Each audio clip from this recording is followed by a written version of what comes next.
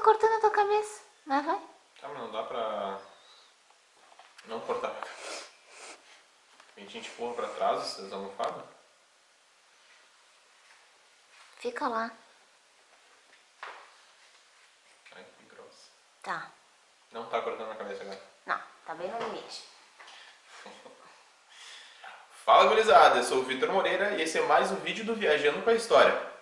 Na aula de hoje, então, a gente vai continuar vendo a Primeira Guerra Mundial e, basicamente, a gente vai ver o seu desenvolvimento até o final e no próximo vídeo a gente vai acabar de ver, então, os tratados de paz relacionados à Primeira Guerra Mundial, beleza?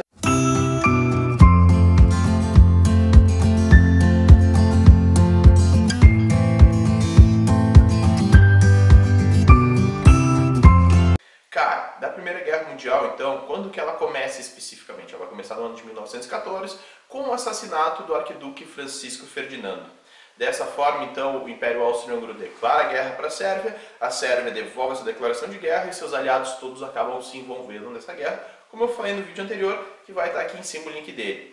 A partir disso, a guerra vai ter então dois momentos totalmente distintos. A gente tem a primeira fase da guerra, que é no ano de 1914, chamada de Guerra de Movimento, que vai ser justamente quando as tropas começam a fazer o seu deslocamento, posicionando seus exércitos, e a partir do ano de 1914, ainda até o final da guerra, no ano de 1918, nós teremos a segunda fase da guerra, que é a Guerra de Trincheiras. O que acontece? Durante a Primeira Guerra Mundial foram construídos mais de 800 quilômetros de trincheiras. Trincheiras eram buracos no chão, então podiam chegar até 2 metros, e eles eram protegidos por arame farpado, por minas terrestres, por gases tóxicos, então para que o outro lado não pudesse chegar até as trincheiras do que tu está lutando, digamos assim.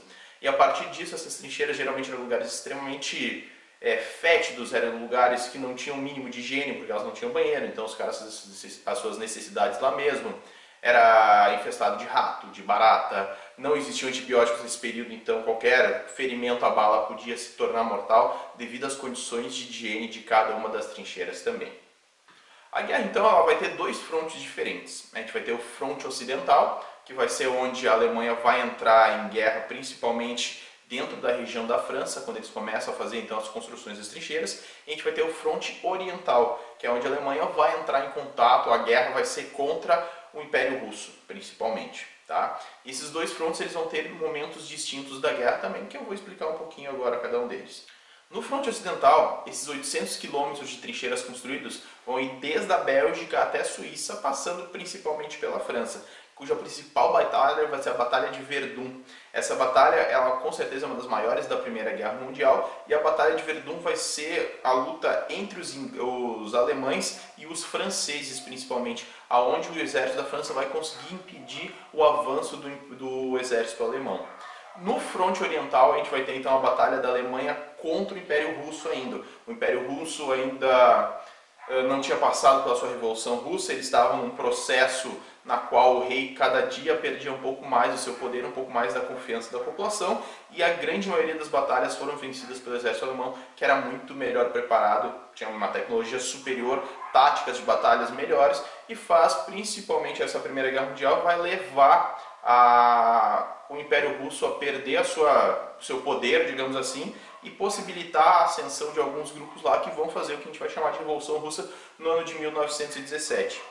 Por sinal, esse ano vai ser o ano mais importante da guerra por dois fatores distintos: a entrada dos Estados Unidos e a saída da Rússia para começar a sua revolução e se transformar depois em União Soviética. O primeiro fator que eu falei para vocês, então, é a entrada dos Estados Unidos no ano de 1917. Os Estados Unidos vai entrar na guerra por dois simples motivos. O primeiro deles, então, é a quantidade de empréstimos que ele tinha feito para a Inglaterra e para a França. E o segundo dos motivos será, então, justamente quando uns barcos americanos levavam, então, alguns cidadãos ingleses para a Inglaterra, ele vai ser afundado pelos submarinos da Alemanha. A Alemanha vai ter uma força naval considerável na Primeira Guerra e é o primeiro país a utilizar os seus submarinos numa guerra, no caso. Ninguém tinha essa tecnologia naquele período, os alemães foram os pioneiros e isso vai dar uma vantagem tática absurda para eles durante a Primeira Guerra Mundial, a ponto deles conseguirem quase cercar a entrada de navios dentro da Europa. A Alemanha vai usar uma tática na qual ela vai botar seus submarinos para destruir qualquer embarcação que não fosse sua aliada, não importando de quem era essa embarcação. nessa história os Estados Unidos acabam tendo uma embarcação sua destruída e é justamente esse um dos motivos para ele entrar na Primeira Guerra Mundial. No ano 17 também vai acontecer a saída da Rússia da guerra. O que acontecia? Devido a diversos problemas econômicos e sociais dentro do Império Russo, ele acaba se ausentando da guerra no ano de 1917, mais especificamente quando ocorrem as revoluções russas, que serão duas, tanto a de fevereiro quanto a de outubro. Na de fevereiro ele continua participando da guerra, quando os mencheviques chegam no poder, eles não chegam a assinar um acordo de saída de guerra. Em outubro, então, lá na finaleira do ano de 17, quando os bolcheviques conseguem entrar no poder, eles vão assinar um acordo com a Alemanha chamado de Acordo de Brest-Litovsk,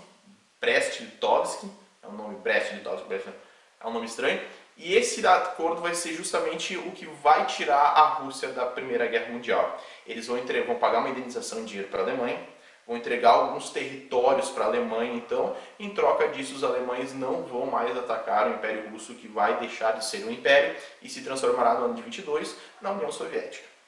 No ano de 1916 também é importante salientar que a Itália, que era aliada da Alemanha, acaba trocando de lado. Por quê? A Itália, vendo então como estava rolando a guerra, ela vai para o lado da Tríplice Entente e uma das promessas que a Tríplice faz é justamente entregar alguns territórios, algumas colônias que eram colônias alemãs para a Itália depois da Primeira Guerra Mundial. Isso vai acabar não ocorrendo da forma que a Itália queria, e esse é um dos motivos também que vai levar à ascensão do fascismo dentro da Itália, porque uma das ideias do rei Vítor Emanuel II era utilizar os espólios de guerra para acabar com os problemas sociais dentro da Itália. Como ele não tem muitos espólios de guerra, ele acaba tendo um problema muito maior. Com a entrada dos Estados Unidos, uma das coisas que eles vão fazer é neutralizar os submarinos da Alemanha. Porque, como os submarinos eles estavam num momento de guerra total, destruindo qualquer barco mercante que passasse na frente deles, os americanos, com a sua frota naval, conseguem dar uma segurada na onda da Alemanha nesse momento. Na Europa Oriental, então, a Turquia e a Bulgária, que estavam ajudando a Alemanha nesse momento, eles param de investir justamente por causa da vitória do exército inglês. E eles acabam saindo da guerra também, deixando a Alemanha sem pai nem mãe nesse caso. A Alemanha tem que começar a lutar em todos os frontes, basicamente sozinhas. O que acontece? Quando a Alemanha vai perdendo força e alguns dos outros territórios vão saindo, alguns outros países vão saindo da guerra também, a gente vai possibilitando a independência de vários países que eram antes se submetiam a outros. Como, por exemplo, o Império Austro-Húngaro deixa de ser um império, vai acabar se transformando em países independentes como a Áustria, como a Hungria. O Império Turco-Otomano deixa de ser um império também, ele acaba se tornando Turquia e mais alguns países. A gente vê a ascensão da Ucrânia, da Letônia, da Lituânia como países independentes nesse período do final da guerra. Quando a Alemanha começa a sua batalha sozinha, digamos assim, e acaba sendo derrotada, ela deixa de ser o segundo império da Alemanha, o segundo Reich, para se transformar na República de Weimar, que é justamente uma das condições para ela deixar a guerra, né? Ela acaba então trocando a sua forma de governo. O rei Guilherme II acaba abdicando do trono e começa um período republicano dentro da Alemanha, que vai durar até o início do Terceiro Reich com Hitler lá na década de 1930. No dia 11 de novembro do ano de 1918, os representantes da República de Weimar, que foi justamente depois, então, quando começam as rebeliões dentro da Alemanha, eles vão até uma cidade chamada de Rotterdam. E lá eles assinam um armistício que vai pôr o fim à Primeira Guerra Mundial e vai levar justamente então à derrota da Alemanha. Beleza, gurizada? Se gostou do vídeo, se inscreve no canal, dá o like, ativa a campainha e espero vocês no próximo, onde eu vou falar então só sobre as questões dos tratados de paz. É isso, gurizada. Valeu!